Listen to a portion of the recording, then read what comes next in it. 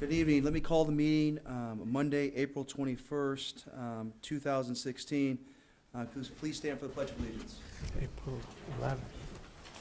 Pledge of Allegiance to the flag of the United States of America and to the republic for which it stands, one nation, under God, indivisible, with liberty and justice for all. Now roll call, please. Ms. Christensen, Mr. Canepa, Here. Mr. Gingona, Here. Mr. Buenaventura, Present. Mr. Torres. Thank you so much, Madam Chair. We do have about 4 presentations tonight. First, let me go to the dais with Mr. Peter Wright, the nephew of Chip Wright. Mr. Wright.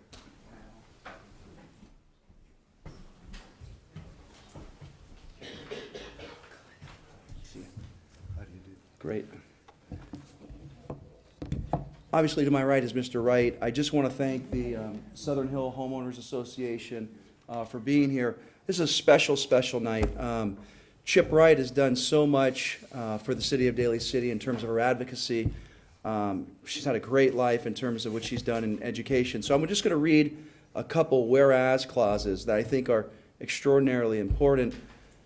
Chip had a wonderful teaching career. She taught 6 years in Lakeville, Connecticut at Salisbury Central Elementary School, and from 1954 to 1958, Chip lived in Kobe, Sendai, and Matsushima, Japan, and taught American independence in 1958. She came to Daly City and taught the Jefferson Elementary School system until 1986. Where I've known Chip, and I think a lot of us have known Chip, is what she's done around Southern Hills. She's held the positions as president and vice president of the Southern Hills Homeowners Association, board of directors, numerous times, and has represented the SHA in the Daly City Neighborhood Associations. Chip has been instrumental in ensuring that Southern Hills issues were heard. She has been a resource to new association members with her expertise and experience. Chip regularly and faithfully proofread editions of The Viewer. That's extremely important. Before it went to the printer. She was no longer able to attend regular meetings, and she has made herself available to offer assistance whenever possible. Chip also served as president of the Democratic Club, a member of the Clean Community Committee, and volunteered the Democratic headquarters during several elections. Chip was also honored by then Mayor Carol Klatt as Citizen of the Year in 2001. Chip has been a wonderful Southern Hills resident and loving owner of several house pets. She currently shares her home with Pookie, a beautiful, loyal black cat with an interesting history.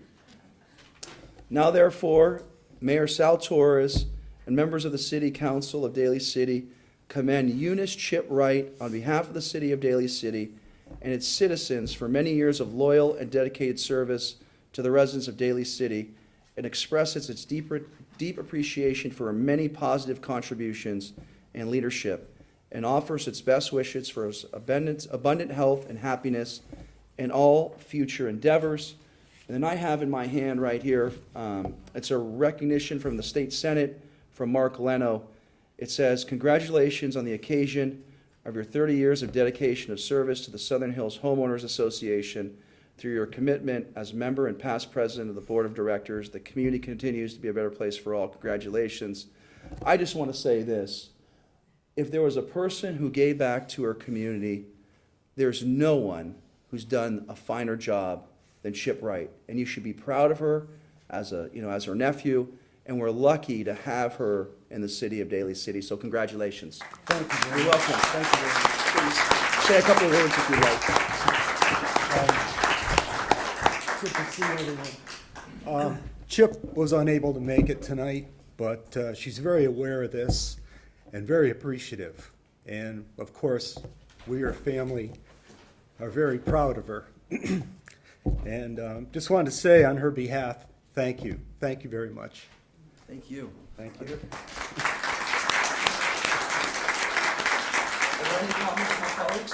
Very briefly, Chip was very instrumental. When I met her back in the early 90s, really was a wellspring of information about her neighborhood and about Daly City, and I learned a lot from her. So, and being a teacher was great to know that she devoted a major part of her life to teaching others. So you should be very, very proud. Very much. Thank you. Let me also say that I first met Chip at the home of Elsa Ramos, who is here tonight. She was just a wonderful person to meet. When I first met her and I was introduced to her, I said, "My name's Ray Buenaventura. This is when I first got on the council." And she just said to me, "I know who you are, and what are you going to do for us?" So I will never forget that, and I want to thank Elsa and for inviting me and meeting the neighborhood then. I'll always remember Chip as that person, and I'm just grateful. Thank you. Great. Thank you very much, okay? Our next presentation is proclaiming April 10th through the 16th, 2016 as National Library Week in Daly City. Can I ask our Linda Gallione, the president of the Daly City Library Board of Trustees, to step up? Here you are, Linda. So, as mentioned, it's National Library Week, April 10th, 16th, 2016. I'm just going to read a couple whereas clauses. Whereas the traditional roles of libraries and librarians have evolved, providing more opportunities for community engagement and to deliver new services that connect closely with patrons' needs. Whereas libraries, librarians, library workers, and supporters across America are celebrating National Library Week. Now therefore, Saltorians, mayors, and members of the City Council of the City of Daly City do hereby proclaim this week as National Library Week in Daly City. All residents are encouraged to visit the library this week to take advantage of the wonderful library resources available at your library. Congratulations, Erlinda. Thank you.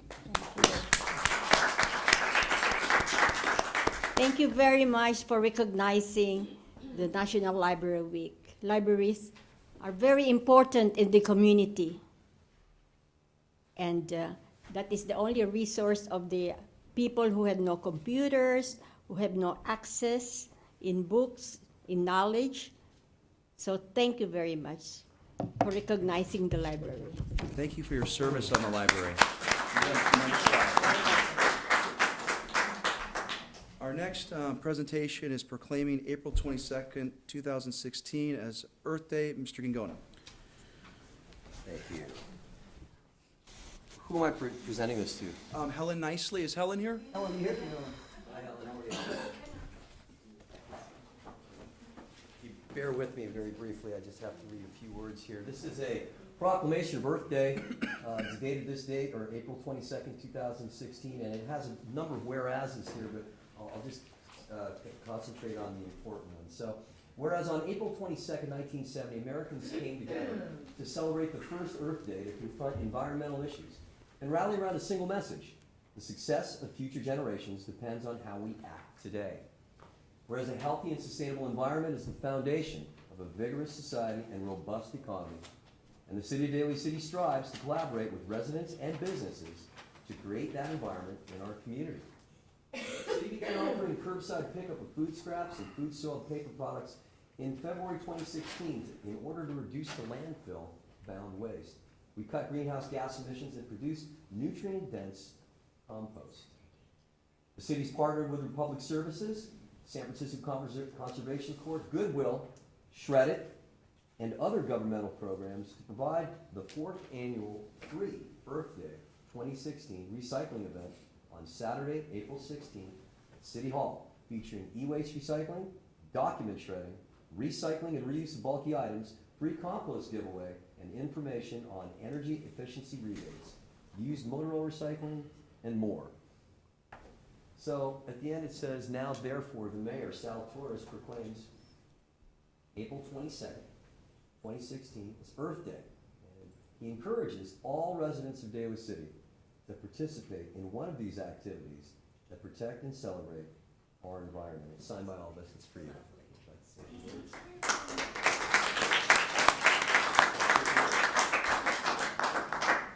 Thank you, everybody. Thank you to all the council members and everybody that supported this. I'd like to say a big thank you to the Muscle Rock Stars, wherever they are. I know my mother-in-law is in Florida trying to watch this, so yay, Maxine.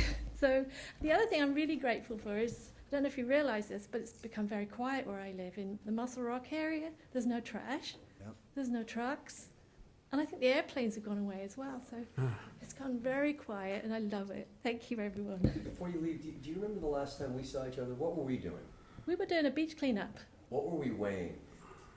Was it bicycle? No, we had picked up a number of specific items of waste on the beach that day. I can't remember. Anyway, it was I guess it was last year where you had assigned me to go down and pick up dog waste. Oh, you picked up dog waste. Okay, yeah. I remember telling my colleagues that we had picked up 12 pounds of dog waste in two and a half hours. So I was Yeah. surprised by two things. I was surprised that so many people take the time to bag it, but more surprised that they don't take the time to throw it away and haul it out. So this is it's kind of one of my pet peeves. I'm a dog owner. I go to Fort Flunson all the time. I go to the horse trails all the time. If you're going to take the time to pick it up, you may as well haul it out. So just words of wisdom. Thank you very much. Thank you. And Helen, thank you for all your work you've done down there. So our final presentation is proclaiming April 17th through the 23rd, 2016 as West Nile Virus Awareness Week. Is there Trustee Fuller here? Is Trustee Fuller here? Megan. Yep, thank you.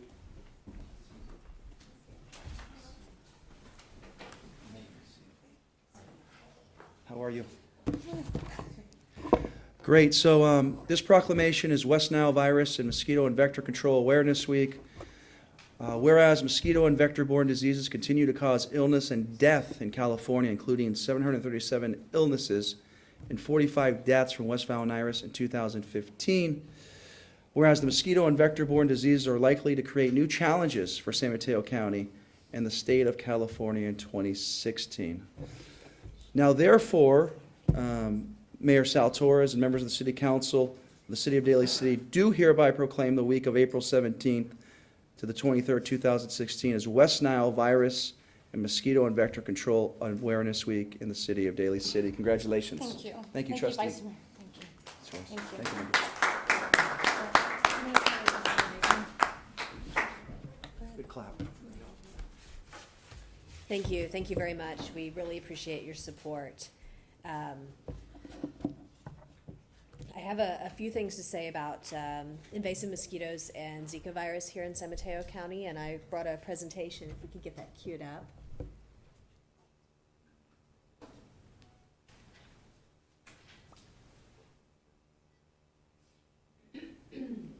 How long is your presentation? It should take less than 10 minutes. Okay. Is that okay? Yeah, we just have a big agenda. I just want to make sure. I'll go really on the quick. consent agenda, we do. Okay. So I just want to make sure that we're able to move through it. Yeah, absolutely. Thank you. Sorry about that.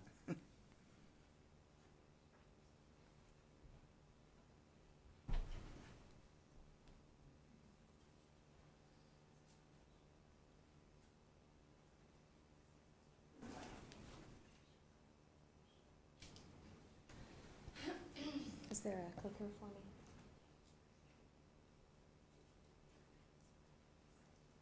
Yes, it does.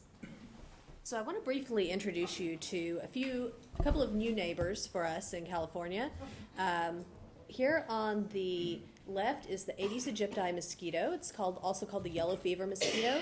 This mosquito on the right is the Aedes albopictus, or the Asian tiger mosquito. I realize these probably look exactly the same to you. They just look like mosquitoes, but there is a difference. And the main thing I want to point out is that both of these mosquitoes are invasive to California. For that matter, they're invasive to the New World. These are mosquitoes that do not belong anywhere in the Americas.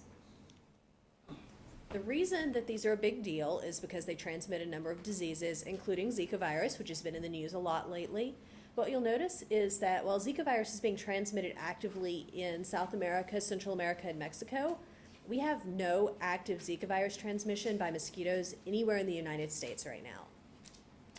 Zika is not the only virus these mosquitoes can transmit. We also have dengue. If you'll notice, dengue has been transmitted in Florida and Hawaii, but you'll notice nowhere in California. Also, chikungunya, despite a massive outbreak in Mexico and Central America, it's not currently being transmitted in the U.S., except for, again, Florida. And I'm sure you guys know Florida has a lot different climate than we do. So that's why we've had no transmission here in California. We do, however, have the invasive mosquitoes necessary for transmission of these diseases in California. These red dots are where you'll find Aedes aegypti. The blue dots are where you'll find Aedes albopictus. We do have Aedes aegypti here in our county. We've had some questions about that lately. The good news is Aedes aegypti is not common or widespread in San Mateo County. We found it in August of 2013 while we were doing routine surveillance for invasive Aedes mosquitoes. Throughout 2014, we engaged in an aggressive eradication program. We were able to determine the extent of its spread. In 2015, we found that there was no additional spread of this invasive mosquito beyond a small area of Menlo Park and Atherton. It's a neighborhood they call West Menlo Park. The last time we found any indication of invasive Aedes mosquitoes was in May of 2015. So we're going on close to a year with no detections. But unfortunately, that doesn't mean we can say we've eradicated them and they're gone. We're going to continue looking because these mosquitoes could be reintroduced to our county at any time. So that includes, we're going to be doing surveillance. We go house to house doing inspections. We conduct larval mosquito control. We do extensive public awareness to get people to tell us if they believe they've seen these mosquitoes. We're also engaging in a lot of preparedness and planning. So if we do find these mosquitoes in another area, we'll be poised to spring into action and try to knock them down again. But while everyone's talking about Zika, I do want to make sure that we've got on our minds, this is West Nile virus in the United States. You'll see it's in almost every state. In the U.S., in 2015, we had almost 1,400 cases of neuroinvasive West Nile virus. This is the severity of illness that results in usually lifelong disability. And we had 119 fatalities. Here in California alone, we had 544 neuroinvasive West Nile cases. These are people who are going to live with disabilities the rest of their lives.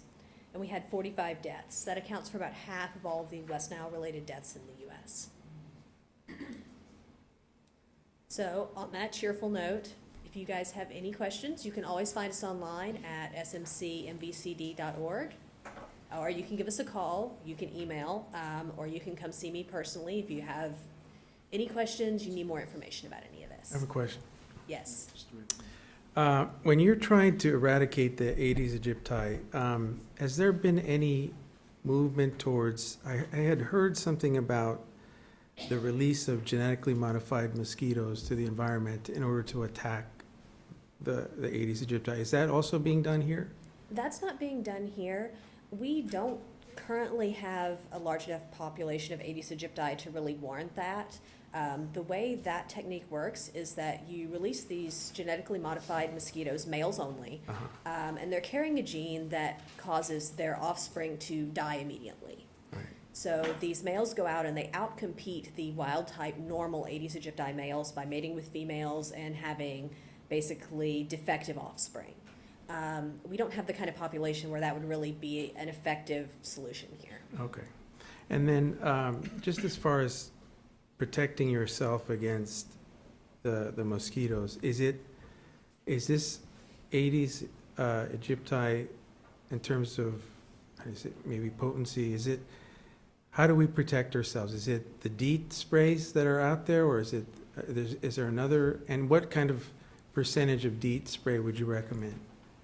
So I'm going to recommend that you always follow the CDC recommendations. It's going to vary for children. You want a lower concentration of DEET, higher concentration for adults. There are some other active ingredients that are effective, but a lot of the botanical ingredients wear off much more quickly than DEET. So if you're going to be using those, we recommend that you apply more frequently. Beyond that, this is going to be the same precautions for any mosquito. Check your yard, dump and drain standing water, make sure your doors and windows are screened or tightly closed, and wear repellent or long sleeves when outdoors. The only thing that's different about Aedes aegypti is that it will bite during the day, unlike the mosquitoes that carry West Nile virus. So you're not safe at noon. Great. Are there any more questions? No.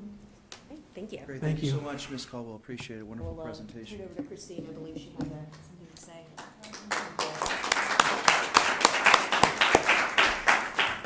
Also also want to take the opportunity, thank you, Trustee Fuller, for serving us so well on the board. I see that we have the consent agenda. Can I have a motion to approve the consent agenda with the exception of 6, 8, and 13. 6, 8, and 13? So moved. Second. All those in favor? Aye. Item number 6, accepting and appropriating $337,500. Fuller still had a quick presentation. Oh, you did? Okay, sure. Come on, Ms. Fuller, please come up. Sorry about that. Sorry about that. It's okay. Good evening, Vice Mayor Canepa, City Council, City Manager and Assistant City Manager and staff. If I appear a little bit uncomfortable, I had major oral surgery, so it might take me a little longer, or if I talk funny, you can go ahead and laugh. I'm here this evening to ask for City Council's consideration in opposing AB Bill 1362. I have sent emails to City Council and staff regarding this AB bill introduced by Assemblyman Rich Gordon that would allow changes to the appointment process statewide for approximately 65 mosquito and vector control districts. AB Bill 1362 is an act to add to Section Code of the Government Health and Safety Code 2021.5. Existing law authorizes the Board of Supervisors to appoint one person to the Board of Trustees and the city councils of each city that is located in whole or in part within the district to appoint one person to the Board of Trustees. So, for example, San Mateo County, okay? As amended, an act to add to the section code 2021.5. The paraphrasing is in the literature that I've sent to you before, but it would allow a city council located in the existing or a newly formed district as specified above to adopt a resolution requesting that appointments of persons to the Board of Trustees, this includes 65 states, instead be made by a city selection committee, and everyone is very well aware, those are all mayors of each city comprised of a committee, established pursuant to specified provisions of the law, and conditioned upon a majority of authorized city councils adopting their respective resolutions.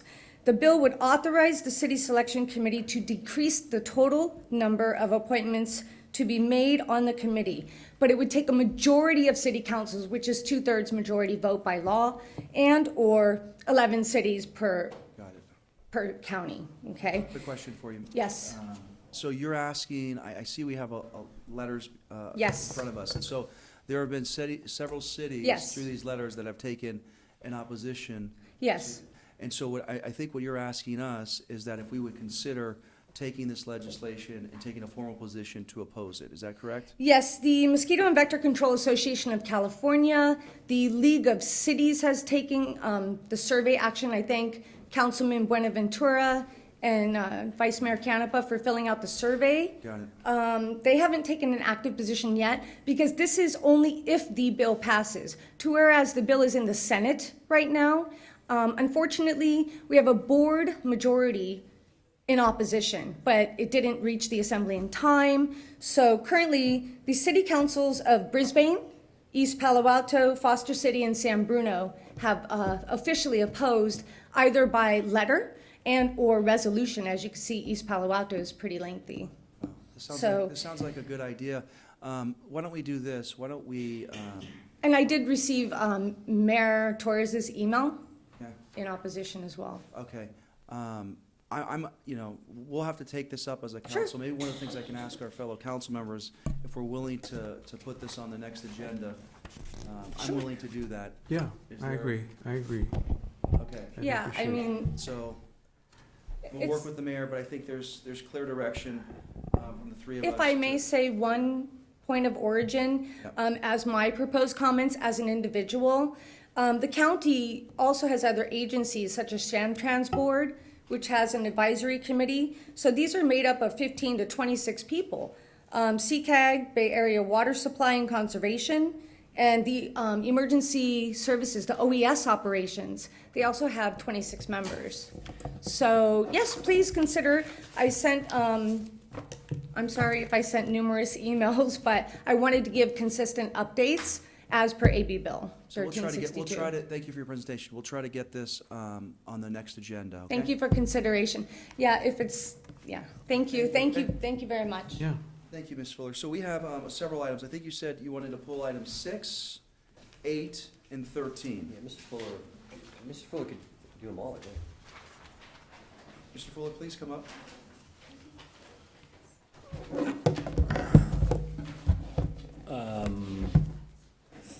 Actually, and you could have pulled number 5. too. Okay, 5 to 12. I'm sorry, we already passed that, but you can talk about it anyway. How about that? The Daly City Public Works staff, A1 Ritchie, who's sitting right here, and Shirley Chan, if she actually got here in time, she's back there, have done a wonderful job at gaining grants for the city of Daly City. Altogether tonight, you're accepting almost $2.8 million worth of grant funds for various projects, mostly related to bicycle and pedestrian safety projects, which is item number 13 on the agenda tonight, the Vision Zero program. These two staff people were instrumental in, on very short timelines, putting in very complicated applications, especially for the $2 million ATP grant, the Active Transportation Grant, where if you'd seen the grant, it looks like a phone book, the amount of paper that has to be put in. They did get a little help from an intern who's no longer with us, Melody Leong, who helped fill out a lot of the paperwork on that and assist them with that. But they've been very aggressive at getting grants for the city for doing a lot of major pedestrian and bicycle improvement projects. It's going to take us time to actually spend that money. It'll probably take us two years to get it all spent, but in a couple of years you'll see a lot of projects come out of this, and I really appreciate the efforts they've made. So, Last one, yeah. Vision Zero. This kind of ties it all So the city, as you can see from all these grants we're getting and the master plan that we have for Bike and Ped and some other projects that we've already done, installing bulb outs on Mission Street in order to enhance pedestrian crossings, and another bulb out and bicycle ped project that we're doing on Geneva Avenue right now, are already focused on trying to improve pedestrian safety, because Daly City, unlike some cities, they don't have as many bicyclists here as they do pedestrians, where Daly City is a very pedestrian-oriented city. And although our traffic injury and accident statistics are not outrageously bad, there is about one fatality a year in the last 5 or 6 years of a pedestrian. We have about 60 pedestrian-related accidents every year. And by adopting this Vision Zero policy, it will help align some of our other programs to make sure that there's this focus on pedestrian and bicycle safety in the overall transportation program that sometimes gets forgotten. I don't think we actually have forgotten it here, because that's as shown by the efforts of getting the grants we're getting. But it kind of brings it front and center, and helps remind everybody by having this policy that we need to keep a focus on that with all of our projects that we build. Thanks, Sean. You know, I'm the one that asked to have these pulled. I just wanted to call attention.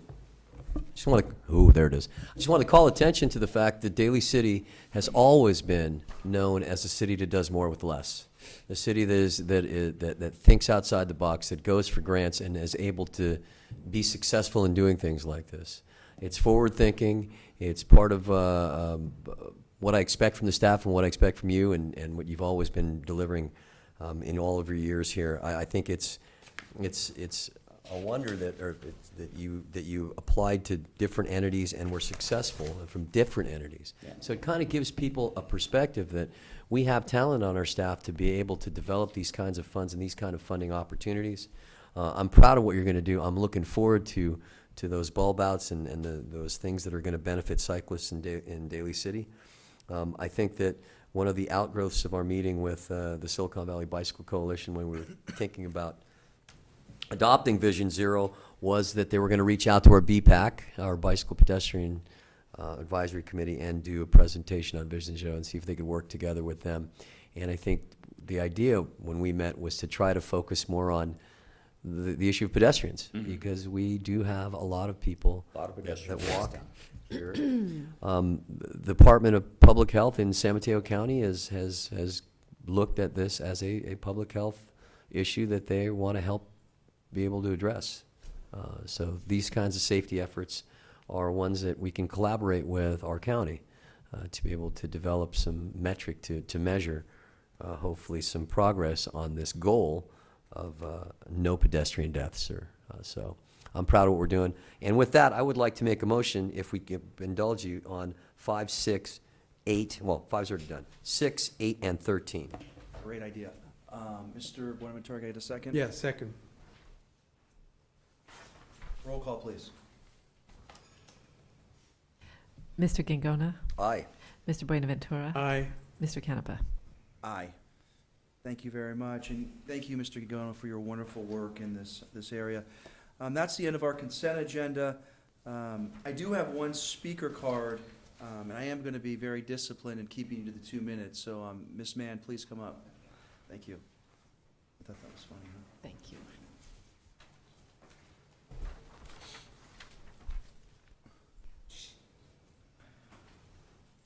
Good evening, council members.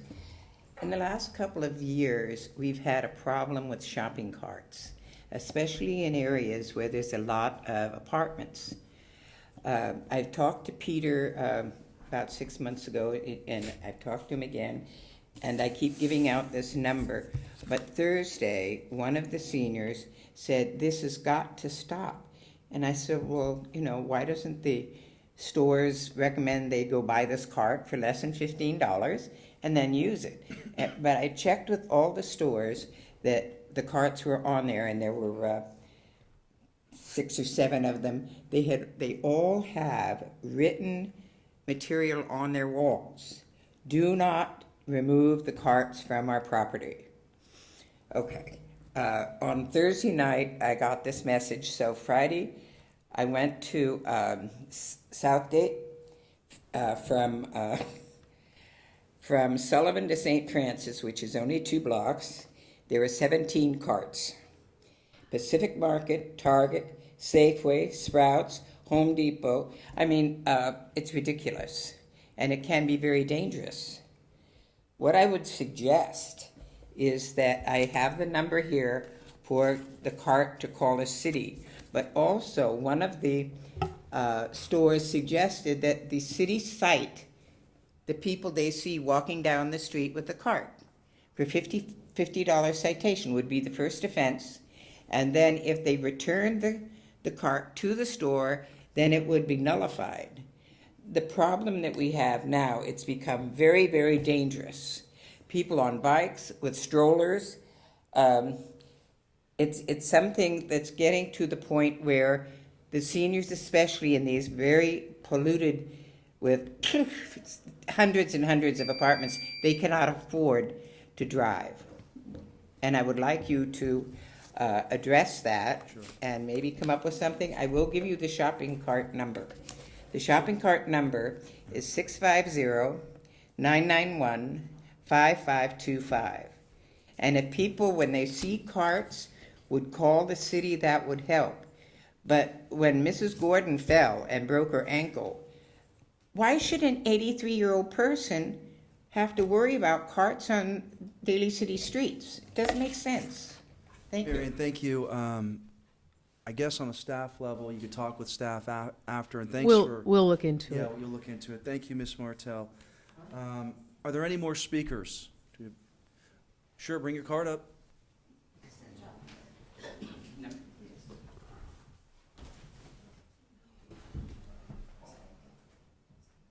What's your name there?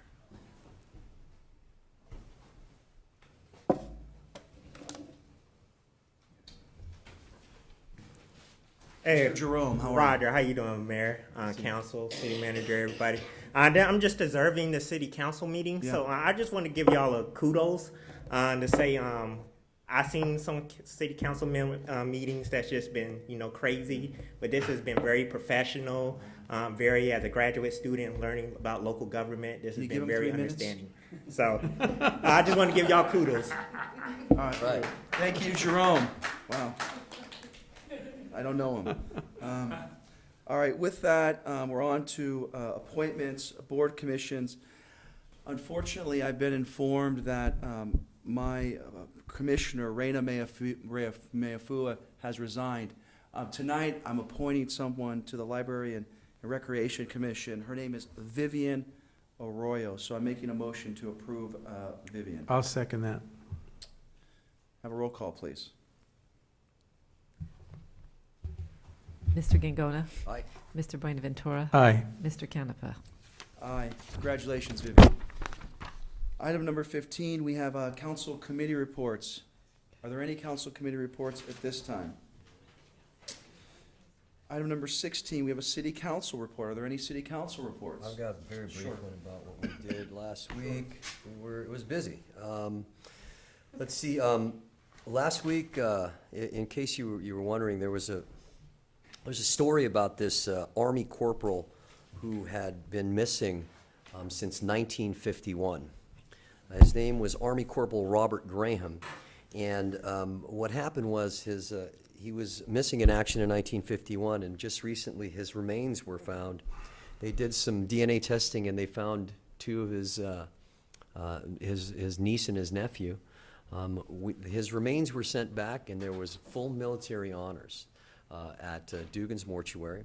We went over there. The full council signed a commendation. I was able to present it to the niece of the deceased Army Corporal, Mr. Graham, and it was a great honor to be there. Like I said, full military honors. There were many people in uniform there, myself included. But to honor, it was interesting to note that although these two had not met him, the niece and the nephew had not met him, the nephew was a gunnery sergeant that had seen combat and was retired, and the niece had gotten to know the deceased, Mr. Graham, or Corporal Graham, by way of letters that her father had left for her. And during her father's life, she never had a chance to read those letters after he died. She read two of those letters that were like from 1949 and 1950, and it was as if it was the same day. The feelings, the thoughts, the love in the letters were really poignant. So I want to just recognize the fact that he died for his country many years ago, and we were able to honor him here at Dugan's Mortuary. Today, you might wonder why I'm wearing this. Today was a day of valor commemorating the fall of Bataan, the 74th year, the fall of Bataan, the Bataan Death March.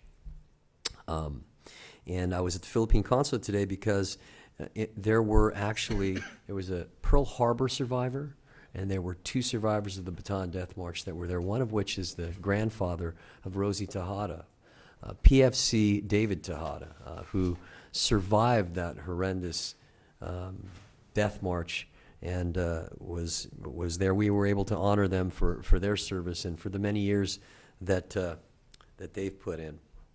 On a related note, Major General Tony Taguba is going to be in town on April 17th, and he's going to be here talking about a few things. He's going to be in town specifically discussing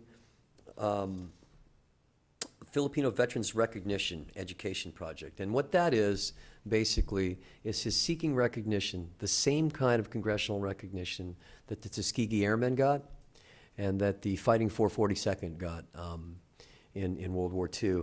And the issue is he's trying to get congressional members of Congress to vote to give them the recognition that they deserve. It's an uphill battle, but he's going to be coming here, like I said, on April 17th.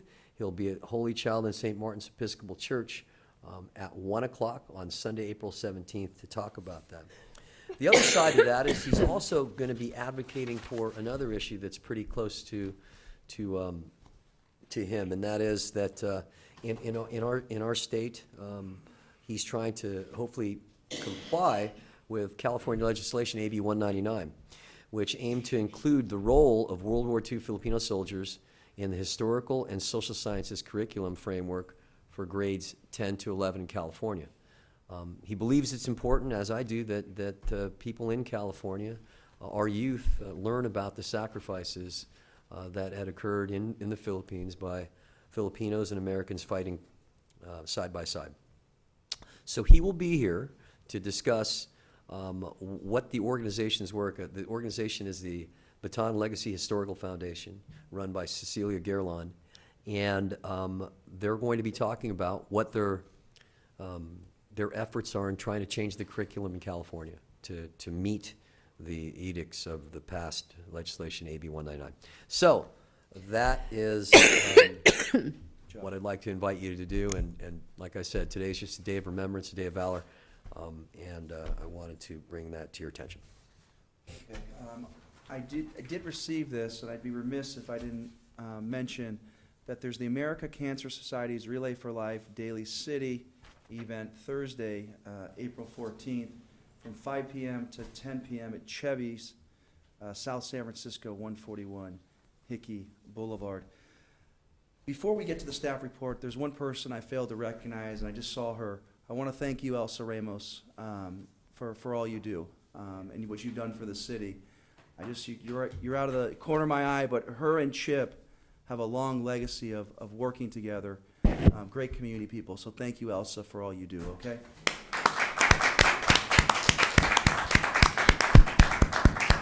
With that, can I have a staff report? I actually have no staff report this evening for you. Ronnie wants to say something. And I appreciate your Thank you, Miss. saying about the American Cancer Society. Those that want to attend must have a flyer. Got it. So if it's on, those people that are home and watching this, I will be outside the door. Passing out flyers. Handing out the flyer because Chevy's needs to have that with your bill when you pay it. Can you repeat that again, just so? Yes, those that are coming that are at home and don't have a flyer, for those people that are here, we have flyers on the table. Right, but I will be outside Chevy's door from 5 o'clock on for those people that just want to come because they must present the flyer with their bill. And they will give us 20%, which is a nice take towards Cancer Society. Okay, Thank you. let's see everyone there on the 14th. That's this Thursday. Okay. Okay, we do have several adjourned in memories. Mr. Gingona. Or me. Mr. Bonaventura has one. I have several, actually. If we could adjourn in memory of Frank Bell. Frank Bell is an attorney in San Mateo County. He's been practicing law for a very long time. He was the former California State Public Defender. He was just a really good guy, a really nice guy that I've gotten to know, and he was a real fighter for his clients. So, Frank, God bless you and your family. Garrick Liu is an attorney also who recently passed away. He's one of the greatest lawyers of our lifetime. He is the founding member of the Asian American Bar Association and the Asian Law Caucus. Garrett was a true civil rights leader and someone that many in the community, especially the Asian American community, think of as a hero, and I join in that as well. God bless you, Garrick Liu. And finally, to Monty Martinez. Monty was a founding member of the Filipino American Democratic Caucus. He was a great community leader. He was always there for all the events and organizing the Filipino Americans throughout the state. Monty, I'm going to miss you, and God bless you as well. Thank you. Okay, we have several more adjourned in memories. I want to adjourn in memory of Chris Carpenter. Thinking of Chris and his family, he succumbed to a long-term illness. Also want to adjourn in memory of Ronald Orr, retired Daly City Plant Equipment Maintenance Mechanic, served 8 years in WWR and retired in May 2013. And then Jane Weard, retired from the Daly City Finance Department as Secretary 3, Deputy City Treasurer on 4/30/86. Temporary employment as Secretary 3 in the City Manager's Office from 1989 to 1993. May I have a motion to adjourn? So moved. Second. Great. Thank you very much, folks. Thank you.